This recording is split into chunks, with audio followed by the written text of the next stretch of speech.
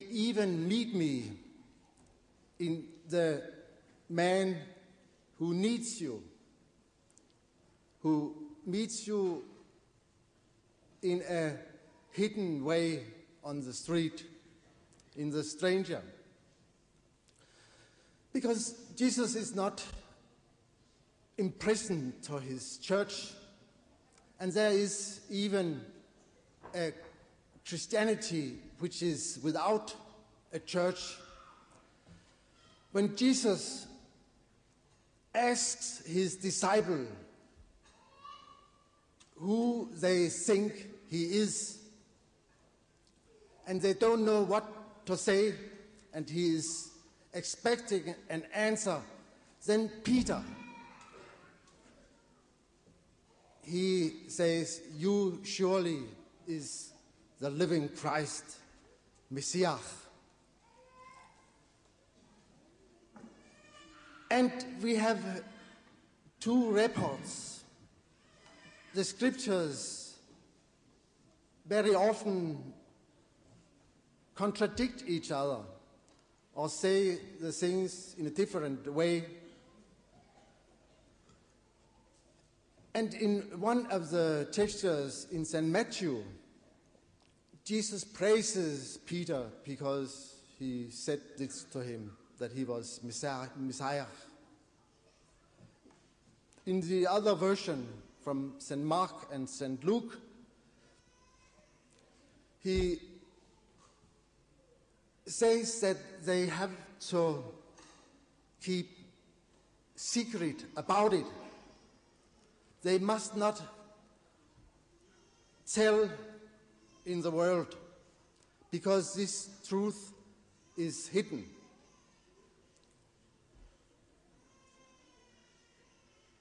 I think Jesus was not sure about his relation to God. He was wavering all the time long, and we hear him in different situations. And when he really is trodden to the ground, he cries that God has forsaken him. Eli, Eli, lama sabachthani. On the cross, he was forsaken by God. He feared it. Jesus was in pains and in horrors and in temptations, and he was thirsty, and he was sleeping, and he was desperate, and he became angry, and he suffered all the passions which a man in this world is suffering, because he was a true man. And he himself did not know if he was Son of God or he was not, only when he arrived at Caesarea Philippi and he asked his disciples, "Who do people say whom I am?" And then they said, "Well, some say Elias, some say the resurrected John the Baptist, some say this, some say other things." Then he asked them, "But whom do you believe the Son of Man is?" And then only Peter took courage and came with the confession, which is the Christian church. And on this word of Peter, Christ wanted to build his church.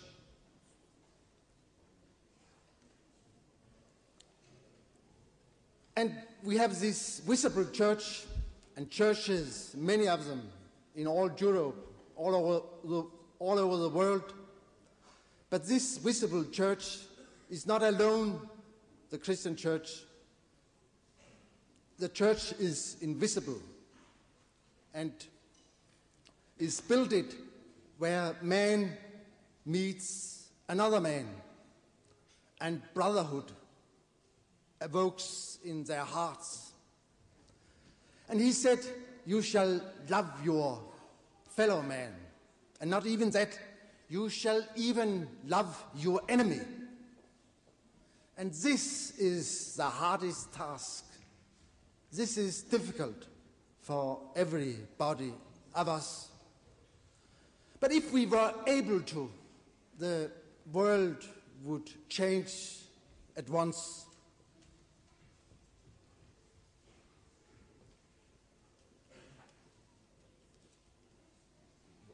How long time do I have?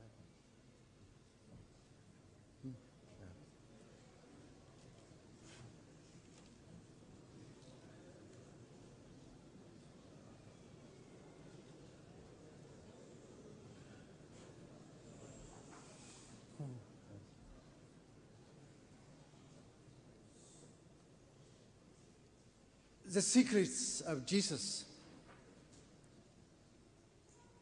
The church is full of secrets. In Islam, there are not so many secrets. Everything is plain. The Prophet Muhammad, he made a new religion. I read that he said at the end, I think Surah 5, in this way I have made you a religion, Islam, to follow. And naturally, you must love Muhammad, which your fathers have told you about. And I think naturally we must love in our culture, we must love Jesus, our brother, and whom we call our Savior. Because he is the Son of Man, we say. He is the one we bears in our heart by our love. Because we love him, we bear him in our heart, and when the time of our death is coming, we call for him. And then he comes from the inside of us. Because he is so close in many ways. He is the Word himself in which we address each other. So I hereby what you had expected know that I say Jesus is God. He is the greatest lover of this world because he was able to love man from here to the end of the world. And I think there is a truth in the death on the cross. There is a hidden truth. I know it is abhorrent to Muslims, and it is also horrid very often for us to think that this so exceptional man, this poet, this lover, this filled with spirit and wisdom,